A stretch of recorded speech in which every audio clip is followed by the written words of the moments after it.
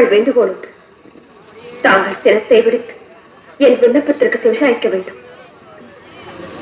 தாட்சாயணி அனைத்து உணர்ந்தவள். ஆத்திரப்படும்படி ஏதும் கேட்க மாட்டா என்பது எமக்கு தெரியும். பிள்ளைகள் வளர்ந்து ஆளாகிவிட்டால் பெற்றோர்களுக்கு கட்டுப்பட்டவர்கள் தான். ஆண் பிள்ளையாக இருந்தால் அந்திய காலம் வரை பெற்றோருக்கு கட்டுப்பட்டவர். பெண்ணாக பிறந்து விட்டால் பருவம் அடைந்த பிறகு மற்றொருவருக்கு மாலையிட்டு விட்டால் கணவனுக்கு தான் கட்டுப்பட்டவர்.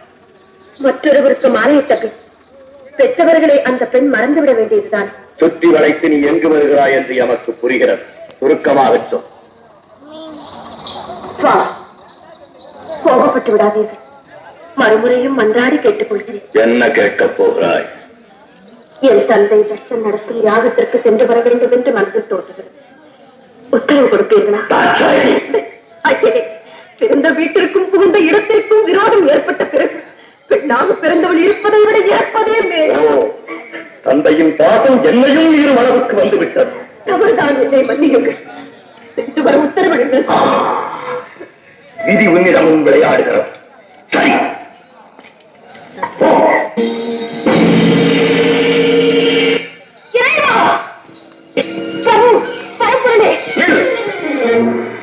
எங்கு வந்தாய்? எதற்காக வந்தாய்? எந்த முகத்தோடு என்னை பார்க்க வந்தாய்? என்னை மன்னித்து விடுங்கள்.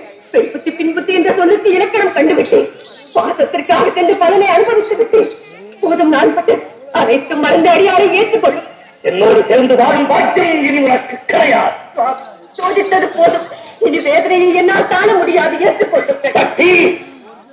நிலவை மறந்து தக்கன் மகன்ற பாசத்தால் தவறு செய்து விட்டாய்.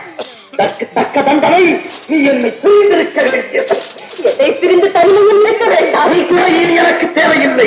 உலகில் இனி நாமே தனித்து இயங்கிக் கொள்வோம். உறுதியாகத்தான் சொல்கிறீர்களா? இறுதியாகவும் சொல்லுகிறேன். எங்கே என்னை பார்த்து இரு முறை சொல்லுங்கள். உனக்கு பார்க்கவும் தயாராக இல்லை.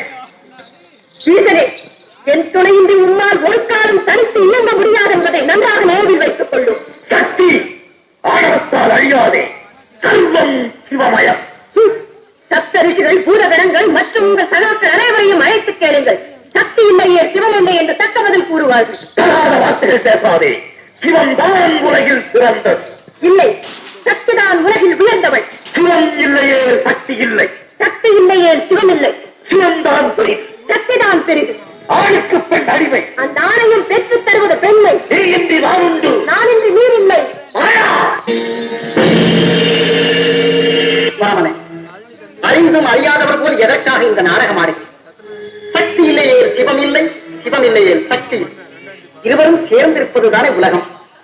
இனம் தணிந்து சிவசக்தி சமேதராய் காட்சியளி.